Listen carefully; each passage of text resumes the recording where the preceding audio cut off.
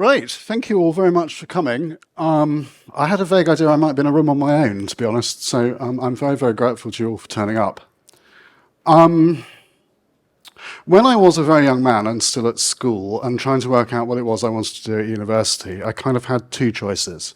So one thing I could do was I could go and read computer science, and the other thing I could do was go and read English literature. Those were the two things I found interesting. And I went to speak to my English A-level teacher, and I asked him what he thought about me reading English at university. And he sort of chuckled and said, well, you're dyslexic. And as a dyslexic, reading English at university is probably not for you. And because I hated him with the passion of 1,000 burning suns, I decided there and then that I would go and read English at university just to annoy him.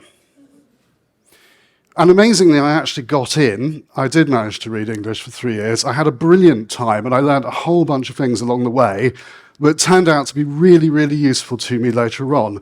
Although I have to be honest that when I graduated, that wasn't immediately obvious. There weren't a lot of jobs for literary critics. It was like people didn't want their literature criticised. I was very surprised. Luckily for me, I grew up in the early 1980s, and my school had acquired a small number of these. Does anyone know what this is? Yep, the BBC Model B, 32K of RAM, which in those days was actually quite a lot. A really good implementation of BASIC, which also had a built-in assembler. So when you needed more performance, you could shell out and write assembly code directly from the BASIC compiler, which was dead cool. And that was the first machine I wrote any code on. It wasn't, though, the machine I wanted. The machine I wanted was this, the Commodore 64, 64K of memory. An amount so vast, they used to advertise this thing with pictures of elephants. So you would get the idea that it was a really powerful machine. More interesting from my point of view, it had a good graphics chip and a really good sound chip. And I've always been a bit of a music nerd, so the idea of writing music in code was quite exciting, and I really wanted one of these. Couldn't afford it, though. It was about 200 quid. So I worked out that if I mowed enough lawns and washed enough people's cars and stuff, I could buy one in about 2 years. And so I set about doing that. And then that Christmas, my parents, who were immensely hard up at the time, had bought one, and it was under the Christmas tree. And that was quite life-changing as a Christmas present goes. And what was even more life-changing was that my parents, particularly my dad, bless him, used to ask me what I was learning and what I was discovering about this machine. And I got pretty competent at programming this, which turned out to be lucky. Because I got a job in publishing, and I didn't like it very much, and I wasn't very good at it. And then I noticed something, which was that this publishing company had a whole bunch of problems that I could solve with little bits of code, by writing bits of code to automate things. So I set about doing that with the tools I had to hand, which was mostly Visual Basic and Microsoft Access. Sorry, that's what that was. And so I kind of accidentally backed myself into a career as a programmer. It wasn't really a plan. Because I didn't have a degree, I spent some time doing desktop support, which was every bit as horrible as you imagine, but quite eye-opening. And I gradually made my way up over the course of about 20 years to be junior programmer, senior programmer, architect, and eventually a CTO. And while I was CTOing, I was approached by C4 Media, who run InfoQ and QCon, who said, would you like to be chief editor at InfoQ? And I was in the middle of positioning a startup for acquisition, so I didn't really take the question very seriously. I'm a bit busy at the moment. And then that New Year's Eve, whilst drinking a glass of fizzy wine, probably one too many glasses of fizzy wine with my long-suffering wife, I said something out loud which I don't think I'd really realized until that moment, which was, I kind of want to do something else. I've been programming a very long time. I still find computers fun and interesting, but I sort of want to do something else. And my wife was like, well, what about that C4 Media job? That sounded interesting. Dyslexic chief editor? Is that a thing? Sound like a thing. Anyway, I went to talk to C4, and they hired me, which was amazingly surprising. And I ran InfoQ as their chief editor for 6 years, and then joined Container Solutions, which is a cloud-native consultancy firm, and that's where I work now. Along the way, I've become increasingly convinced that as an industry, we need to get better at sharing our knowledge, particularly in written forms. This is a thing that I think we're actually quite bad at, and I think it holds us back. Now, there are reasons why you as individuals might want to get better at writing. One of those is, I think most of us now realize that we are either working remotely or we will be, right? If you work in a knowledge-based industry like ours, you're probably shifting, if you haven't already, to remote or hybrid work. And a good remote culture just requires a good written culture, because most of the time that's the only form of communication you have available to you. Now, this is not, thank God, a talk about how to write a good inter-office memo or something, but it turns out that if you get good at writing in one format, that turns out to be really useful in other ways. Other reasons why you might want to write is because if you care about this kind of thing, it's very good for building your personal brand. Now, of course, speaking at conferences like this one is also a way of building your personal brand, and there are lots of other things you can do, but you might not feel confident to stand in front of a room full of strangers and pontificate as I am doing now, and I frankly wouldn't blame you. So writing is another way of doing that. It also forces you to do research and think about things that you might know less about. There's nothing like trying to explain something to other people to really test how well you know it yourself, as any school teacher will tell you. And it's stimulating, and it's interesting, and it's hard. And I think as engineers, we like working on hard problems. We sort of naturally gravitate towards that kind of hard problem solving. I'll add too that as I got more senior in my job, I missed the kind of dopamine hit, the feedback loop you get from coding up a feature, getting it working, deploying it to production. As I got more and more senior, I got less of that, and I kind of missed it. And I found that writing was actually a way of getting a bit of that back into my life, which was kind of nice. And as an industry, I genuinely believe that sharing knowledge is one of the most important things we can do. As Yoda famously put it, always pass on what you have learned. I'm also constantly struck by the parallels there are between writing and programming. I don't want to say to you by, getting better at writing, you'll be a better programmer, but there are parallels here. And to be honest, some of these are so obvious, it's a bit embarrassing to put them on a slide, but I have. So the first is you get better with practice. Writing is a craft in the same way that programming is a craft. The more you do it, the better you get at it. If you work in a newsroom and write news posts every day, you get pretty good pretty quickly. You also improve through feedback. So, if you do pair programming or do code reviews or something like that, you learn things from the people that are reviewing your code and giving you feedback, and you get better. As a writer, if you're lucky enough to work with an editor, the editor will give you feedback, and again, you will improve. If you aren't working with an editor, if you have colleagues or peers around you, people that you know that do a lot of writing, get them to review your stuff and give you feedback, and again, you'll improve. Writing is also often learned through imitation. So when I was learning to program my Commodore 64, we had magazines like this one, which had long programming listings in BASIC and assembly that you'd sort of type in and then trying to figure out what they did. These days, I guess you'd do the same thing browsing open source repositories in GitHub or something like that. As a writer, if there is another writer whose work you admire, you can try and sort of parody them or imitate them and try and figure out what it is that they're doing, learn some of their tips, some of their techniques, and add those into your writing. You could write Kubernetes tips and tricks in the style of Ernest Hemingway or something like that, just to see how it came out. Your subconscious mind also does a lot more writing than you might think. If you're stuck with a problem like, why is this paragraph not working, or where does this sentence go, or whatever it is, take a break, go for a walk, have a cup of tea, or whatever it is that works for you, and come back to it later. It's always the last thing we all think of, by the way. We always spend hours going, oh, I can't get this thing to work. But if you take a break, generally you'll find that when you come back, the solution is more obvious to you. And writing also has patterns you can learn in the same way that programming has patterns you can learn.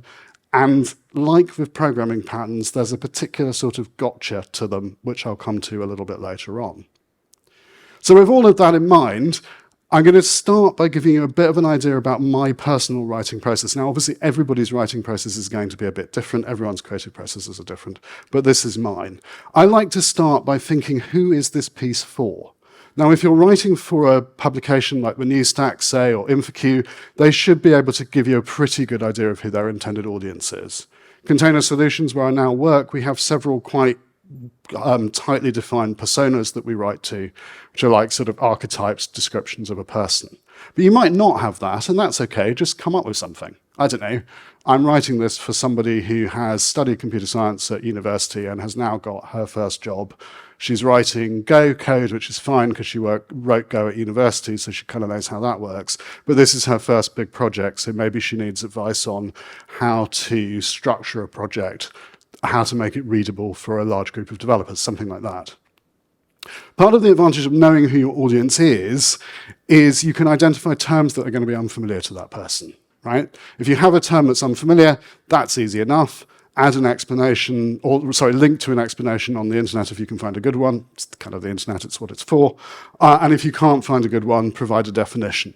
If you've got lots of definitions to do, a glossary is a good option. That also tends to do well in SEO terms. Most big sites, particularly if they're covering something really new, will have a glossary. So if you were doing like blockchain a couple of years ago, you probably need a glossary for that. Maybe if you're doing something on large language models now, you might want a glossary for that. The second question I like to ask myself is, what even is this? By which I mean, first of all, is it written or something else? Might it be, I don't know, a podcast or a conference talk or a YouTube video or something?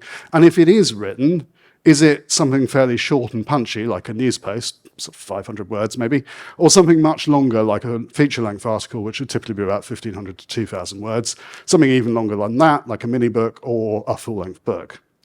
One of the reasons why you want to know that is because you want to set yourself a word budget. Some publishers will give you a word budget, so InfoQ would probably say, I don't know, minimum 1,500 words or something like that. But it's useful to have in mind, this is about the word count I want to get to. That said, there is nothing worse than padding out an article just to hit an arbitrary word count. The most important thing when you're writing is to respect your readers' time. Assume that your readers are busy people, and they will thank you for getting the point you want to get across clearly and concisely in as few words as possible, so they can go off and do the next thing. Obviously, if you've got a word budget you have to hit, that's a little bit different. But otherwise, I would say aim for conciseness. This is one of the advantages, of course, of publishing on the internet versus publishing on a newspaper or a magazine where, for layout reasons, word count was a lot more important. These days we have more freedom, so let's take advantage of it. There are a bunch of other decisions that I like to make up front. The first of those is, in what capacity am I addressing the reader, by which I mean to say, am I a reporter, am I a provider of information, or just a programmer or an engineering manager or an SRE or whatever it is your job is, sharing a bit of my knowledge? And then how much do I want to cover, and what's the one thing I want to say? This matters because as engineers and as writers, we have a tendency to want to be definitive and all-inclusive. You know, everything you could possibly ever want to know about Kubernetes in one blog post. Hint, that's probably a book. Particularly if you're an inexperienced writer, but even if you're an experienced writer, it is generally better to go narrow and deep rather than broad and shallow. So think very carefully about, as I say, what's the one point I want to get across, and work from there, rather than trying to do too many things in one post. Then, am I going to write in the third person, that's to say as an observer, or in the first person, that's to say as a participant, and somewhat related to that, what tense am I going to use? So typically you'll write in the past.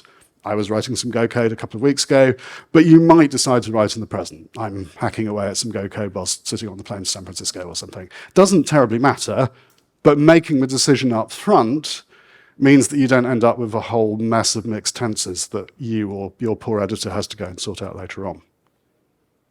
Next question is, where is this thing going? So are you intending to publish it on your own blog if you have one, an internal corporate blog, something external, i.e. customer-facing, or a publication like InfoQ or the News Stack? If you're going for a publication, if they don't know you particularly, you'll probably need to write a pitch. So a pitch is usually like 1 or 2 paragraphs saying this is what I intend to cover, a working headline, and maybe some bullet points to kind of expand that. Of course, if you've already written a draft at this point, send them the draft by all means.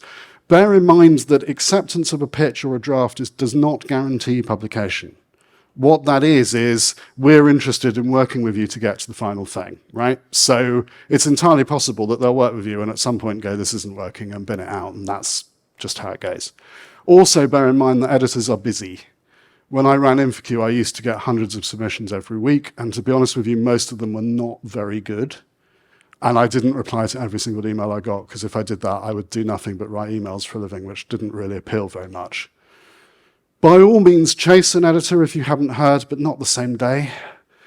Give it like a week or something, and then, just wanted to check if you've got this thing and it hadn't got lost in a spam filter is perfectly fine. If your thing is accepted for publication, there are then a bunch of questions that it's really worthwhile asking the publisher. And the first of those is, are they going to pay you? And if so, how much? None of us like paying for content, and that means there's not as much money in publishing as there used to be. Most publishers won't bring up the subject of money unless you do. And the bigger the publisher is, typically the lower the rate is, i.e. the less they will pay you. The reason for that is because they'll say, it's really good for exposure, which is the death of every creative professional. Here's the thing about exposure, you can die from it, but you can't eat it. My advice to you, I personally don't work for free. If I'm not being paid, I'd rather spend time with my kids or writing music or something. I don't write for free, and I would strongly advise that you don't either, but obviously it's your choice. You make your own decision. But I would definitely bring the subject of money up when you're first having that conversation. Next question is, will they help you with illustrations? This matters to me because I can't draw for toffee. So I can sketch something, but not anything that anyone else would want to see. So if there is not an illustrator, I have to write round that, right? I can't use my own illustrations because they're awful. So knowing that up front is helpful to me, and most publishers don't have in-house design anymore because we don't pay for content, so there's no money in it, so why would you have in-house designers? Right? They're normally using Getty images or Upsplash or something, basically stock imagery. That's a problem for me, but as I say, I can normally write around it. We're very lucky at Container Solutions because we have brilliant designers who can take my terrible drawings and turn them into something useful. Then, how much help would they help you in terms of publicizing the content, if any? The answer is probably none, or a tweet or something, which amounts to the same thing, really. But it's worth asking. I think it's particularly worth asking if you're doing something that's a significant investment of time, like, say, a book. Right? That's going to take you maybe a year or two of fairly sustained work. It's quite nice to know if they're going to help people discover it. Content discovery is hard. So I always think it's worth asking. Then what's their process? Will you work with an editor? Will they find technical reviewers for you? How many iterations can you expect from first draft? All of that kind of thing. And then who's their audience, which links us back to the persona. And what tone do they like to use? By which I mean, is it kind of more tabloid-esque, like, say, the Register in the UK is quite sort of red top, quite tabloid, or a bit more broadsheet, like, InfoQ would try and be a bit more broadsheet-like. Right, hurrah. Now we can start writing. So if my experience as an editor is anything to go by, writers get oddly attached to their first drafts. They're like children or something. It's like, my first draft is perfect in every way, don't touch it. I will say openly, my first draft is so bad I wouldn't let anyone else see it. Right? I think it's a university thing, but I have like a pathological fear of white pieces of paper, and so I just like chuck words out until I've got something, and then I go from there. I let people see my second draft, but not my first. I like to think of drafting as exploring the problem domain by whatever means works for you.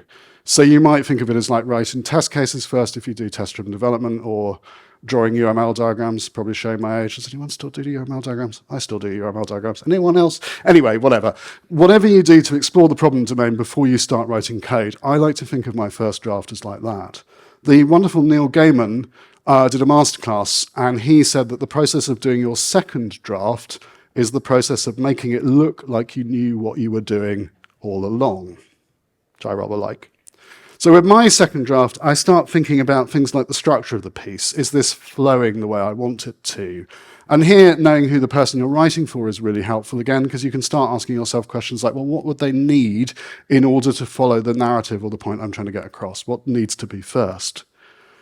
I'll add here that it's not unusual to find that as you start writing, the material starts to take you somewhere you didn't expect. And that's okay. It may be that your upfront decision to write Kubernetes tips and tricks in the style of Ernest Hemingway didn't work out quite as you'd planned, and that's fine. Let it go, let the material take you where you want, and then refine it once you've got a draft. As I say, with the second draft, I like to think about structure and patterns. Now, if you're anything like me and read the design patterns, the Gang of Four book at an impressionable age, and then found yourself sticking factories in places where you didn't really need them just because you knew what one was now, you might be familiar with the problem with patterns. They're very useful, but they're also kind of quite seductive and quite beguiling, and it's very tempting to overuse them. And I think the same is true of writing patterns. That said, I'm going to show you a couple of standard ones. By far and away, the most common is this. This is the pyramid of news. It's called the pyramid of news, but it doesn't just get used in news, although it does. It also gets used in lots of other things like, marketing fact sheets, editorial columns, etc., etc. And it's basically a descending hierarchy of importance. So what you do is you start with the most newsworthy stuff at the top in about 2 or 3 sentences. You then have maybe 3 or 4 paragraphs of supporting material, and then you get to the sort of deep background material further down, depending on how far you're going. This started life in broadsheet newspaper land, and the theory was you wanted to get all of the most important stuff above the fold in the newspaper that you'd fold up to read on the train. In the very early days of web publishing, we had this same idea that people didn't know how to scroll things, and so you wanted the most, obviously people do, but you wanted to get the most important stuff across. Obviously this is nonsense, but there is some truth in this idea that your reader might not get to the bottom of your article, which is sad but true. And so this as a structure works quite well. It's also the main technique that InfoQ teaches its newswriters, or at least it was when I ran InfoQ, and I imagine it still is because it works really well. The most important thing in that structure, what makes it work, is what we call the lead. And the lead is usually the first 2 or 3 sentences, the opening paragraph. If you think about it, the most important sentence in any article is the first one. Because if your reader decides not to read on from your first paragraph, your article just died a horrible, nasty death very early, which is sad. The trick, the thing you're trying to do is effectively to provide like a set of hooks that draw the reader in so they want to carry on reading. That's kind of what you're trying to do. And so your opening sentence or 2 really matters. In fiction with novels, we have sort of opening lines. Yeah, lots of you, those of you that read novels, probably have books with opening lines that you immediately think of, like your favorite one. Mine might be, "It was inevitable, the scent of bitter almonds always reminded him of the fate of unrequited love," which is from Marquez's Love in the Time of Cholera. Obviously, with news writing, they tend to be a bit more prosaic. But here is an example. This is Tim Anderson writing for Dev Class. A new fork of SQLite called libSQL aims to modernize this massively popular embedded database, with its founder complaining that SQLite is explicitly and unequivocally open source, not open contribution. Now, if you think about it, you've learned a lot from one sentence there. You've learned that SQLite's been forked, but the new fork is called libSQL.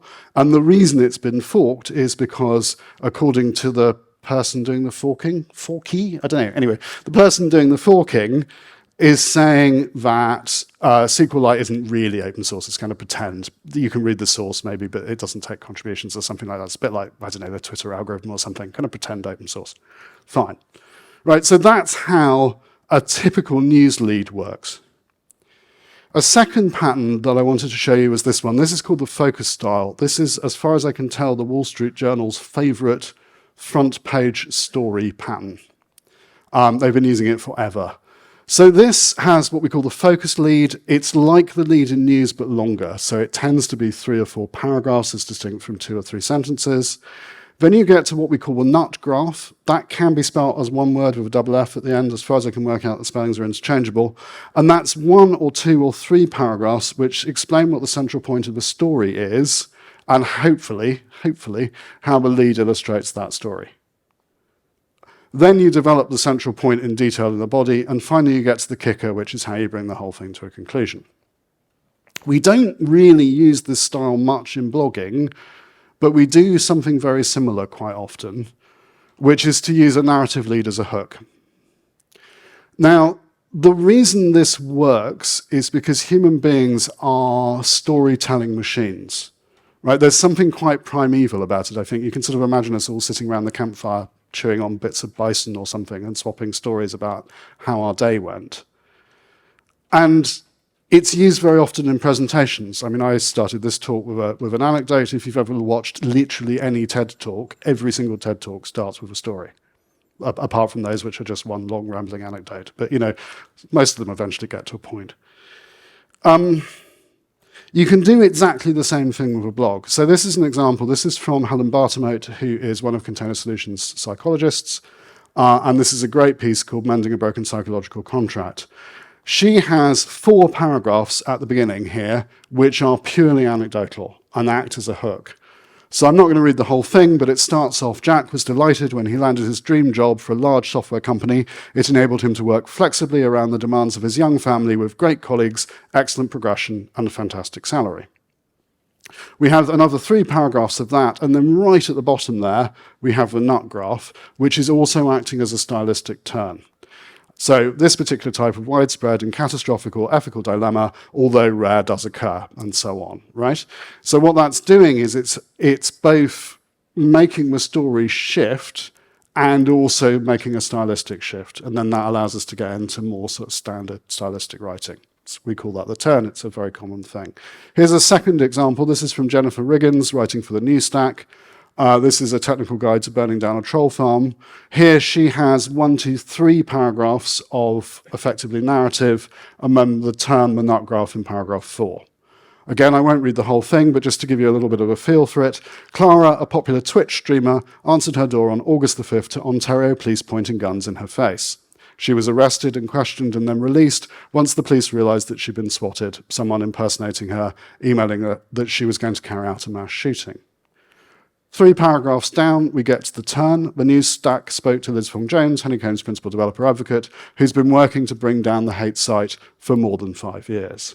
So again, hopefully you can see how that works, right? You have narrative as hook, lead the audience in, then you do a turn, then you get the substance. Now at school, we're all taught that essays have a beginning and a middle and an end, which seems reasonable. But then for some reason, we're also taught that the way you end an essay is you stick conclusion as a subheading, and then you restate everything you just said, but shorter. I have no clue why we teach children this. It's utterly useless. And if you do it as a professional writer, or even a talented amateur writer, your audience, if they listen really carefully, will actually be able to hear your thing creaking under the weight of its own conceit. What you want to do instead is you want to try and get the thing to feel like it just naturally stopped. And it's really hard to do. I think it's the second hardest thing in writing after the opening. There are a couple of tricks. I should say as well, it's really hard to explain on a slide, but I've tried. So this is one for me. This is a piece I wrote on Cameron Purdy's ecstasy language. So that's the language, not the drug. Again, for the New Stack, we're about 6 years into this, and we're just now building the actual project we intended to build, Purdy said. It's the longest road to a minimum viable product you've ever heard of. I hope this works without context, but if it doesn't, go and read the whole thing and see if it does. What I did here, by the way, was I'd done 2 or 3 interviews with Cameron and his team, and I went back through all the interviews. I saw that quote, and I went, hurrah, there's my ending. That's helpful. That doesn't work if your publisher uses block quotes. Ending on a block quote just, I don't know, it just looks wrong for some reason. And some editors will say never end on a quote, but I honestly think it's fine if you can make it work stylistically. I hope that makes sense. Quick diversion into the whole horrible subject of making people click. So the unfortunate truth is that most people will only read the headline, fairly obviously, before deciding whether to click on your article. This leads us to the whole, ghastly 10 fascinating things about Spring Boot, you won't believe number 3 kind of thing. Please don't do that, it's awful. A good test, I think, is without any other context, would I click on this thing? So a headline like "The regulator will love you" is probably not going to work because I have no idea what that means. While as a headline like "All about Svelte, the much-loved state-driven web framework" gives us a bit more context, and then we can make a reasonable decision about whether that sounds interesting or not. Or how TypeScript won over developers and JavaScript frameworks, same kind of idea. I generally like to give a bit of context in a headline. Most of your traffic, once your article is off the homepage anyway, will come from Google or possibly some other search engine. At the moment, that might all change with ChatGPT, but at the moment this is true. And again, if you think about search, you see the headline and you might possibly read the snippet, the first sentence, or the snippet meta tab, whatever. So again, the headline really does matter. Good editors can often help with this, though not always, and it is a bit of an art form all of its own. That leads us into SEO. I'm not going to spend long on SEO, partly because it's not really my subject of passion. But what I would say is with a bit of luck, you have a technical team that's focused on getting and keeping the foundational infrastructure elements right. And if you think about what a search engine's trying to do, really all it's trying to do is show the most relevant information for a given query. Yeah. So what I tend to think is, as writers, we can get very distracted by, well, is Google going to find this thing? And I think you're much better off spending the time producing the best content you possibly can and assume that the system is going to work for you, right? Don't spend hours and hours and hours trying to do SEO optimization. Let the search engine do its job and assume that it'll mostly work. That's my personal opinion on it. I have to say that I've seen quite dramatic results from changing foundational things with SEO. I've never really seen anything I could measure in terms of small SEO optimizations in articles personally. Questions and subheadings, that kind of thing can help a bit, but really I think you can spend a lot of time worrying about things that are frankly not that important. I'm going to spend the last few minutes of this talking a little bit about just general writing techniques, so things that I have noticed other people do or I've done myself that are worth avoiding or worth knowing about. So the first of these is obviously use terms consistently. So if you're calling something protocol buffers, don't randomly rename it to protobufs, unless you think your reader would know that those two terms are interchangeable, right? You can use the shortened form once you've introduced it, so typically you do that in parenthesis, so you'd say like protocol buffers, brackets, or protobufs for short, and that's fine.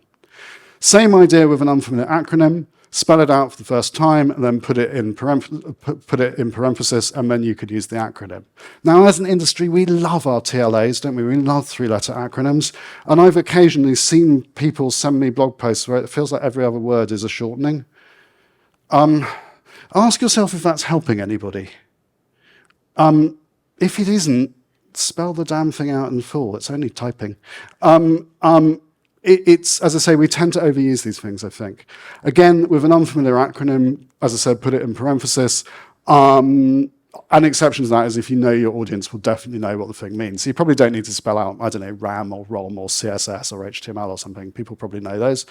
But there will be things you need to spell out and just try and sort of make reasonably intelligent guesses about what those ones are. William Zinser wrote what I think is the best book I have ever read on the subject of writing factual stuff. It's a book called On Writing Well. I cannot recommend it highly enough. It is still available. It's quite an old book, but it's great. And he says, the secret of good writing is to strip every sentence to its cleanest components. As an industry, we have a tendency to make things sound desperately complicated so we can sound frightfully clever and terribly important. You know, we wouldn't want to call a spade, but we can call it an earth-inverting horticultural implement for the purposes of digging. I would encourage you to resist the temptation to demonstrate how extensive your vocabulary is in your technical writing. On the whole, clear writing is a sign of clear thinking. And people who appreciate the art of writing will recognize the effort you've gone to make something clear and concise. And it's worth the effort because it's how you get your point across. You'll find when you do this that writing is actually quite hard work. Like a clear sentence is not an accident. It's worth taking the time to craft and refine things. By the same token, avoid clutter. So avoid using words to obfuscate meaning, which again is a temptation that lots of us fall into. Prune your adverbs, they're mostly unnecessary. Likewise, adjectives. You don't need to tell me that daffodils are yellow or the earth is brown. I can guess this, right? If the daffodils are white, that might be worth mentioning. If the earth is red, that might be worth mentioning. But generally, adjectives are not that necessary a lot of the time. If it's interesting to note, make it interesting to read. Don't please tell me that it is interesting. Show me it's interesting by making your writing interesting. And keep your paragraph short. Writing, this is quite surprising, I think, to a lot of people, but writing is actually a visual medium. So your reader will see your thing before they start to process it through the business of reading it. And if you have very, very long paragraphs, particularly on screen, it tends to be quite intimidating. and puts people off. So I reckon about, for on-screen writing, I reckon about 2 or 3 sentences is fairly optimal. You don't want every paragraph to be the same length. Do vary them. And there is also a thing that news writers often fall into, though. They do lots of single-sentence paragraphs, which frankly is annoying. Don't do that. But like 2 or 3 sentences is generally optimal. And then watch out for overusing little qualifiers. I think it's the Englishman in me, but I really struggle with this. I might write a sentence like, some people have suggested that maybe perhaps Kubernetes might be possibly a little bit overly complicated in certain circumstances. Don't do that. If you think Kubernetes is complicated, write Kubernetes is complicated and see what happens. William Zinser again says, good writing is lean and confident. And I think that can be true even if you, like me, are neither of those things. In terms of tooling, the most important tool you actually have is a dictionary. If you don't know what a word means, look it up. I know that sounds really obvious, but people don't. A thesaurus, like a rhyming dictionary for a songwriter, is a really useful tool, or contraption, or contrivance, or gizmo. Again, you can overuse it, but it's helpful. And along with a dictionary and a thesaurus, a book on grammar can be really useful, particularly if you're not sure what the grammar rules are. I have a terrible problem now because I write for both American publications and British ones, and the grammar rules are different. And I spend half my life going, God, does the full stop go inside the quote here or not? I can't remember. Anyway, grammar books, brilliant. You can look it up. Hurrah. In terms of my actual tool chain, I use Apple Pages to do my first draft in. So that's the draft that nobody sees. And then once I've got to a point when I'm reasonably happy with it, I stick it into Google Docs. Google Docs is pretty much where all publishing happens now because, well, CRDT's for the win, I guess. It's really good for collaboration. There's a good plugin for Google Docs called Docs to Markdown. It does what it sounds like it does. It's free, and it kicks out really clean Markdown and also really clean HTML, which your CMS can then ingest. So that's worth knowing. It does have 1 or 2 bugs in it, but mostly it works really well. If I've got a lot of HTML to edit, I actually use Adobe Dreamweaver for that, which I'm slightly embarrassed to admit. Part of the problem with Dreamweaver is you have to get it with Creative Cloud, and Creative Cloud is eye-wateringly expensive unless your lovely employer, like mine, will pay for it. And it also feels really heavyweight, but to be honest, I haven't found anything better. If I'm doing Markdown, I normally do that in a notepad, but if I've got a lot of Markdown, there's a thing I use called Carrot sometimes. It seems to still be in beta, and as far as I can work out, it may have been abandoned, but it still runs on my Mac, so perhaps it will run on yours. In terms of the references, so on Writing Well, the William Zinser book, again, I cannot recommend this highly enough. It's just a really, really good book on this subject, probably the best thing I've read on it. I really enjoyed Neil Gaiman's masterclass. My daughter, who's a teenage aspiring novelist, and I did it at the beginning of lockdown. And I mean, to be honest, I could listen to Neil Gaiman reading the telephone directory, so I might not be that objective about this, but I thought it was really, really good. If you're interested in the subject of SEO, Marketing in the Age of Google, the Vanessa Fox book, I still really rate this. It's quite out of date now. But in terms of the core philosophy of it, I think for me that's the book that gets it the most right. The sort of Bible on SEO is The Art of SEO. That's my personal copy, which is, I think, the 4th edition. If you're interested, get the most recent edition because it's a bit of a black art and it changes all the time. I don't know what edition they're up to, 6, 7, something like that. But, you know, get the latest one. I'm going to put a shameless, gratuitous plug in, sorry. My friend and colleague Anne Curry and I have just done an update to a book called The Cloud Native Attitude. I have, I think, 3 physical copies left, so if you want a physical copy, come and find me afterwards. I'll even sign it for you. But alternatively, that QR code should get you a free download of the PDF. I think it's quite a good book. I'm quite happy with it. And with that, I want to leave you with this sort of thought. Writing is ultimately about problem solving. So it might be a problem of where to obtain the facts or how to organize the material, or it might be a problem of tone or of style. There are patterns and structures that can help you, but ultimately, like with programming, you'll get better by doing more of it. And I really, really want you to encourage you to do more writing and share your knowledge. Share your knowledge because that is how we as an industry avoid disasters and make progress. Thank you very much.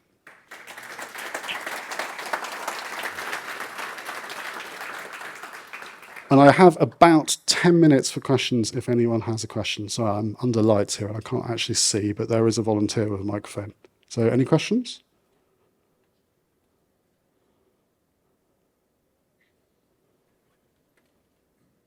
Yep. There's one here. Oh, thank you. Very interesting talk. Probably a very obvious question. How do you think writing will change with the new AI tools coming in? The honest answer is I don't really know yet. My own experiments with ChatGPT and the like hasn't produced anything that I would actually use. When you think about what a large language model is actually doing, it's essentially stringing together a bunch of words that sound like something that you might string together. I don't personally find that useful or particularly compelling. I might use it in certain very specific situations, like if I was stuck with a headline or something, I might ask it to suggest headlines just to get myself going. But I don't think it's going to change the art as much as some of the sort of AI hypers think it will. Could be wrong, prediction's a bit of a mug's game, but my instinct is if you're writing something that's original, you are doing a thing that a large language model can't do. Right? All a large language model can do is essentially regurgitate whatever it is it's been fed, which might be the contents of the internet, in the case of ChatGPT, fine.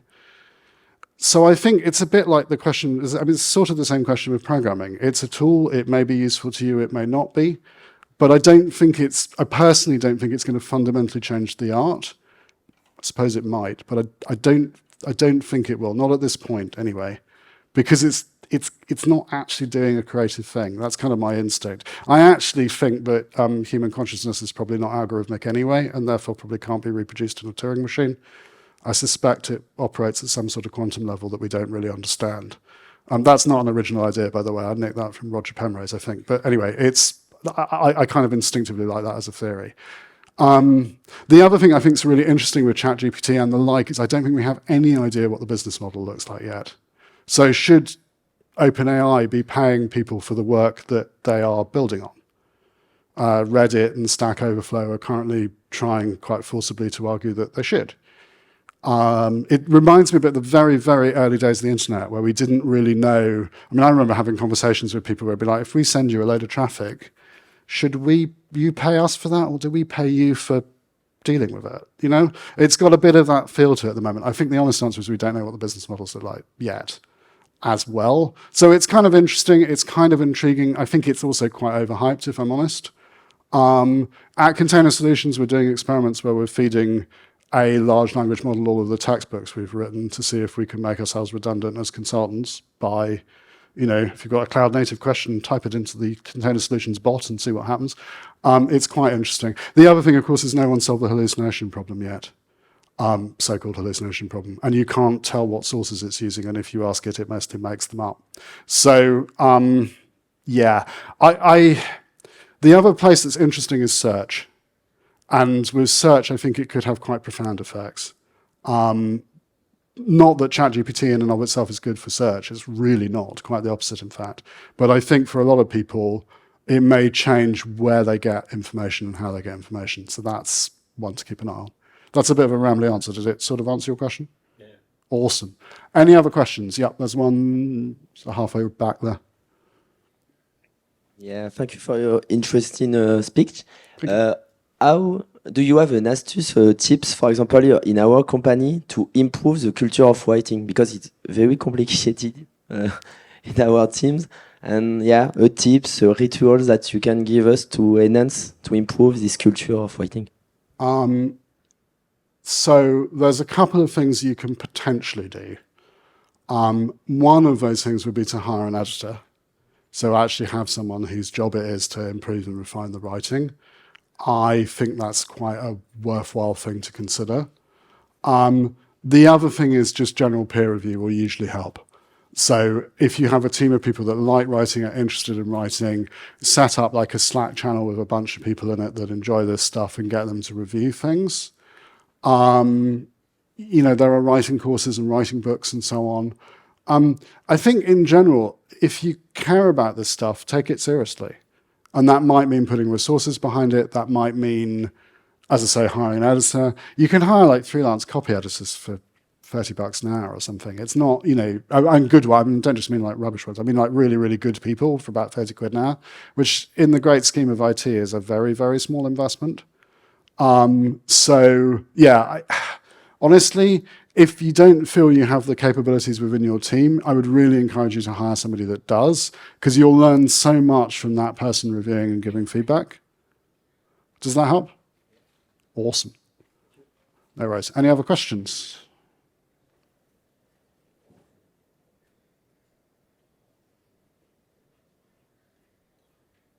Thank you so much. I absolutely loved your talk. One thing I do want to ask is, as a developer advocate, I talk to engineers a lot who are a bit, if English is their second language, they struggle with this idea of getting into writing, and that's something I'd like to help with. Do you have any tips as an editor on best practice for supporting? You talked about writing regularly and practicing, but is there anything else we can do to help? I think the most important thing to do is to get across that it doesn't matter if the writing isn't perfect. What's important is the stuff that's in the engineer's head. And so if you're happy to edit, or if you have someone that can do the editing, then the thing to get across is, look, it's fine. What we're interested in is your knowledge. What we're interested in is what you want to share. Fixing grammar is something that we can do, right? That's a thing we can take care of. So that's probably where I would start from. I think that a lot of us at school, we're kind of divided into being engineers or into, being scientists or being arts people. And we're sort of told that somehow we don't have a gift for words or whatever. And honestly, that's just nonsense. It's a school inconvenience, but it's nothing more than that. I honestly think a lot of it is just encouragement and being willing to, help somebody fix the English up if it needs fixing up. Because a lot of it's a confidence thing. Does that help? Absolutely. Thank you. Awesome. I've got about 3 minutes left if anyone else has a question.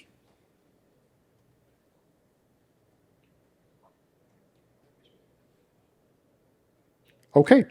I will wrap it up then. Thank you all very, very much indeed. I will hang around if anyone wants to come and ask me afterwards or get a copy of the book. Thanks a lot.